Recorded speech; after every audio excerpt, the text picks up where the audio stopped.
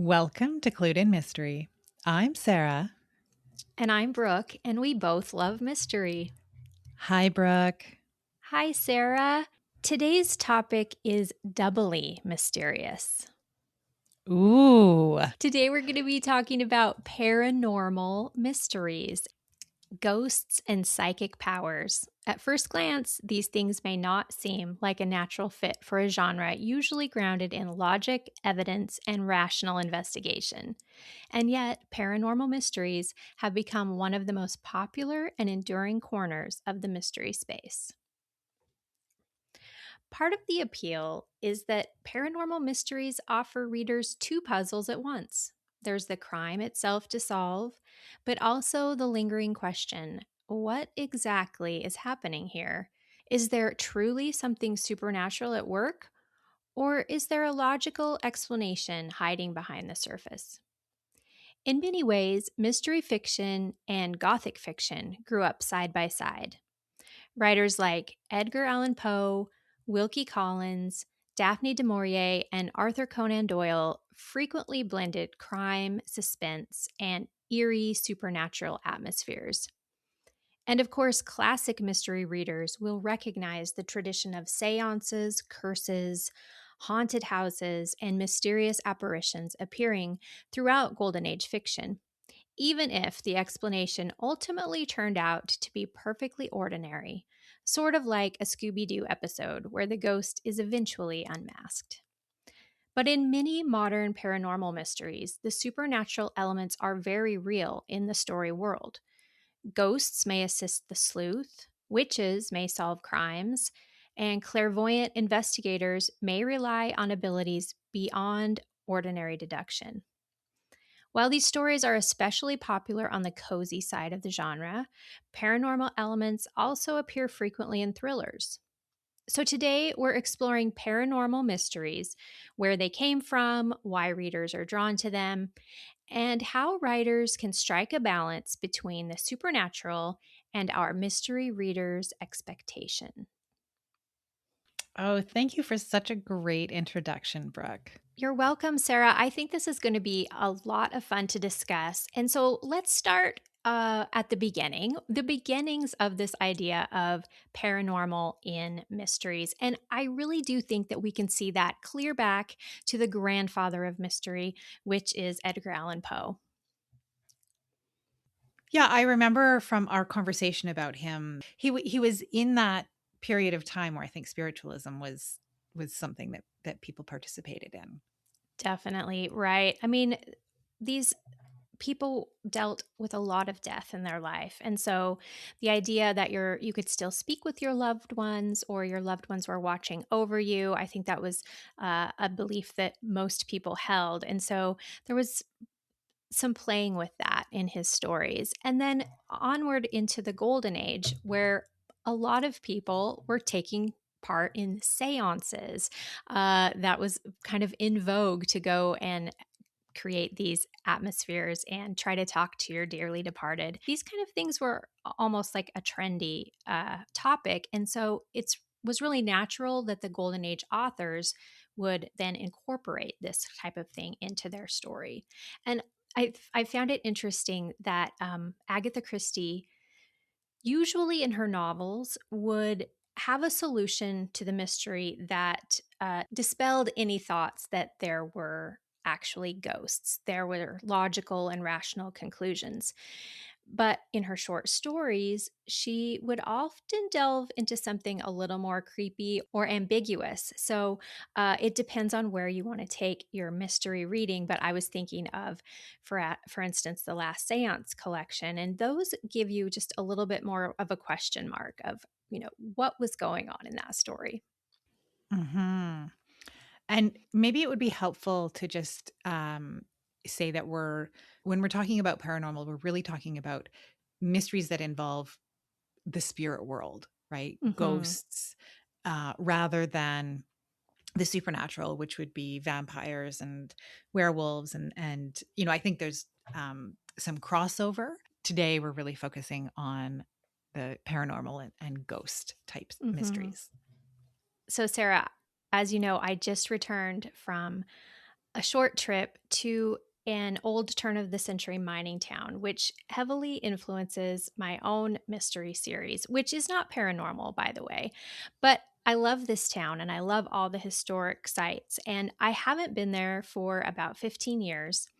And I was struck by how much more talk there was of ghosts and hauntings this time. There was a little of that before, but this time, nearly all the tours and all the old buildings you could visit were playing up the idea of paranormal. I love it. And did you see any ghosts? I did not. The hotel we stayed in was an 1876 building, and there are lots of stories about what is, alleged to happen to people who spend the night there, and we did not experience any of it. But I did think about this and the change of from really being history based about 15 years ago to skewing more towards this haunting and ghosts. And I was thinking about how easy it is to explain everything these days. We can Google anything, we have every bit of knowledge we could want at the tip of our fingers. And I wondered if maybe we're a little bit hungry for something that's still unknown and mysterious. And one of the only places that that's really left is the idea of paranormal or the what happens after this life. Yeah, I think people love that idea of this place, potentially being a connection to the past, right? And Vancouver is not a particularly old city, but we do have an older hotel that I think there's, meant to be a woman in a red dress who haunts the hallways, for example. And I just love the idea of staying there and possibly encountering her. Right. So, some of the things we already love about mystery, and you talk about this a lot, Sarah, where we kind of get to flirt with danger without actually being in danger when we're reading mystery. And then when you add in this extra layer, it sort of levels up a little bit of fear, a little uncertainty, a little tension. And I think that that's something that readers really enjoy. Mhm, mhm. So, Brooke, you mentioned in your introduction that you don't read a lot of paranormal mysteries, and I don't mind a book that has a a paranormal element, but I think sometimes there's a risk that rather than it kind of evoking that spookiness, it leans into the book can lean into being a little too cute, and so I don't get that same um, flirting with danger. I know what you mean, and that especially happens in more of the on the cozy end of the spectrum, of course. And I think something else is that these stories need to stay true to the fair play rule, because we want the logical solution. I think that's still important in a mystery. So if psychic visions or like a ghost providing information helps solve the mystery, sometimes that takes some of the satisfaction out for me. Yeah, I think that's totally fair. The importance of maintaining that fair play.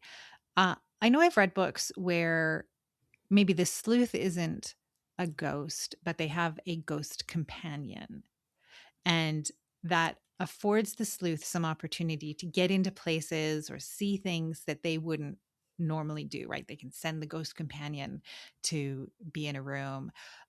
Often there's some sort of limit for that companion in terms of where they can go or how they can, how long they can be in a certain place, something like that, that adds to that tension in the book.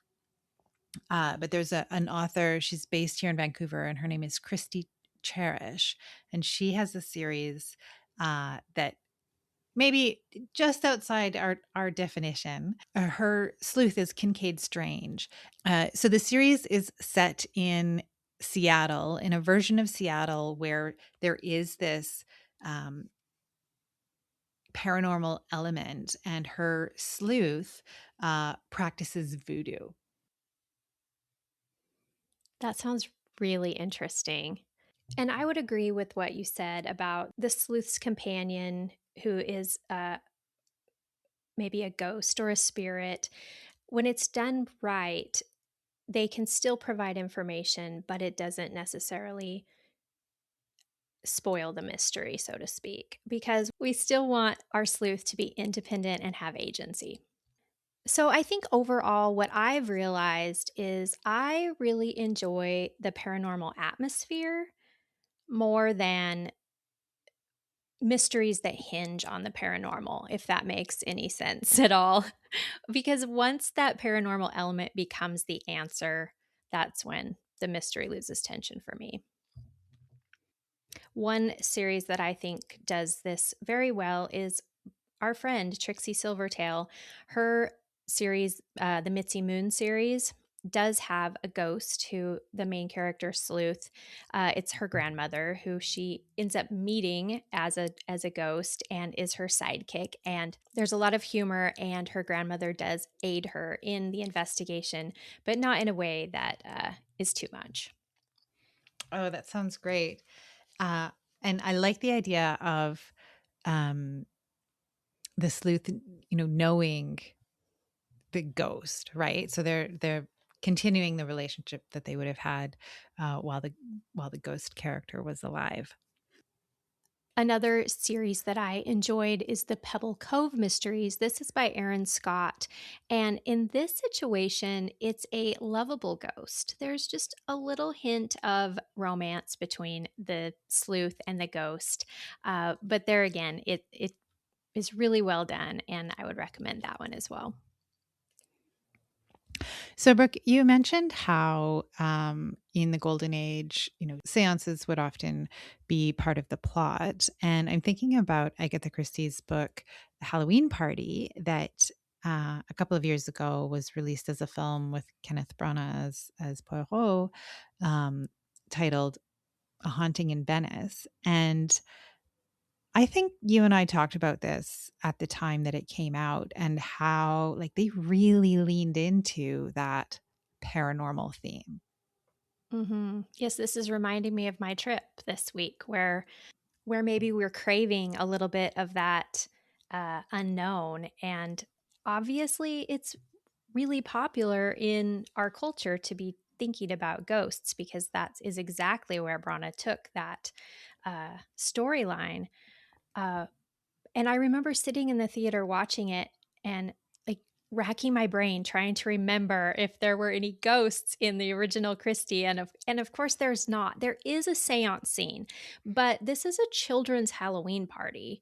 Um and any of these activities, there's bobbing for apples, and there's costumes, and then there's a séance, which is for fun. But in the movie, it is a actual séance and actually summons a spirit. I don't think people really responded well to that departure.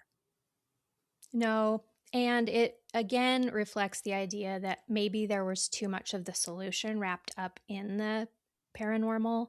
Hmm. And especially, tried and true Christie fans would know that that wasn't the case. Yeah, I mean, it was just a departure all around True. because the book doesn't take place in Venice. No, not at all. So there's a young adult series called Lockwood Co by uh, Jonathan Stroud.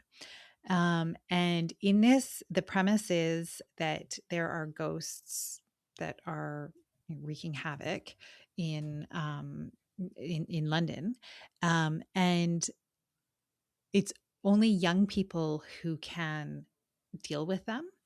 And so the story follows these young ghost hunters that end up solving a mystery as part of their ghost hunting. And I actually really, really enjoyed it. I think it has been made into a um, show on Netflix, but I haven't actually seen it. But the I really enjoyed the books.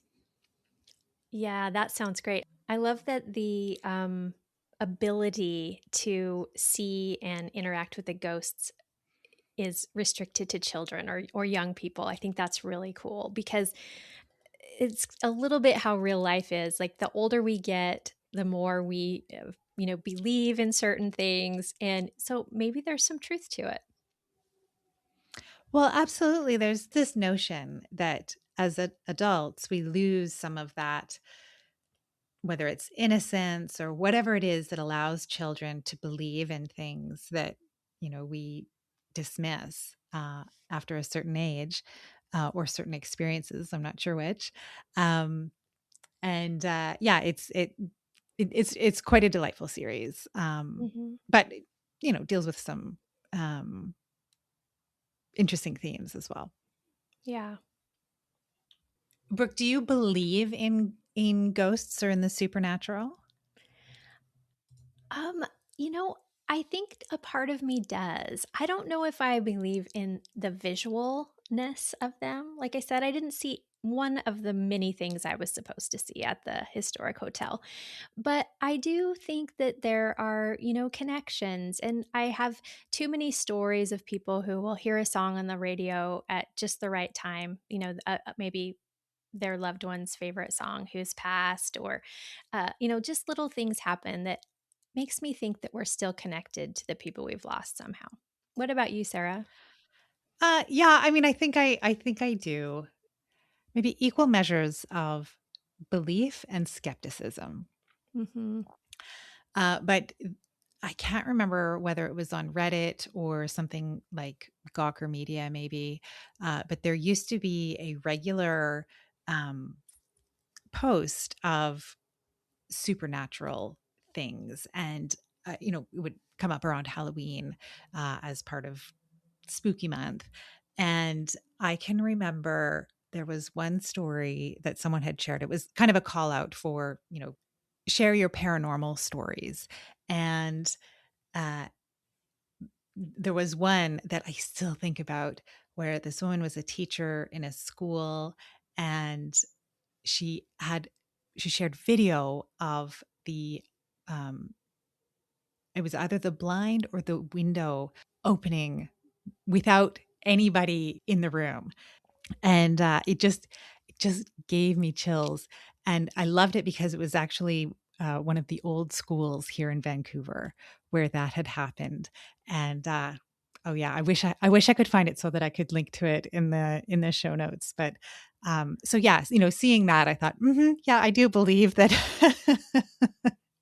Right, right. It's those experiences that make it pretty hard to deny that there's not something beyond.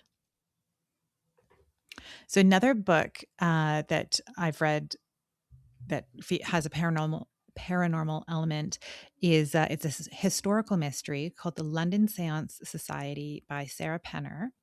And it is about women who perform seances.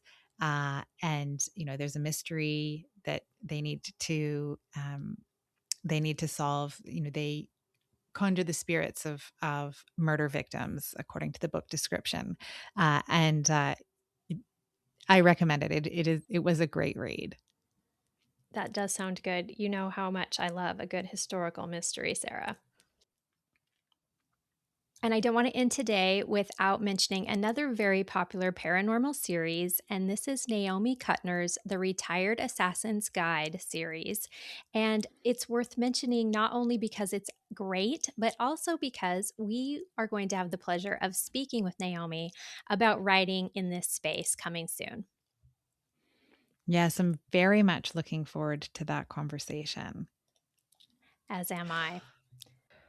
Well, Brooke, thank you so much for this conversation. I think it's always interesting to speak about a genre that we don't really read very much in. You've suggested a couple of titles, and I've suggested a couple of titles for people perhaps who are new to this subgenre.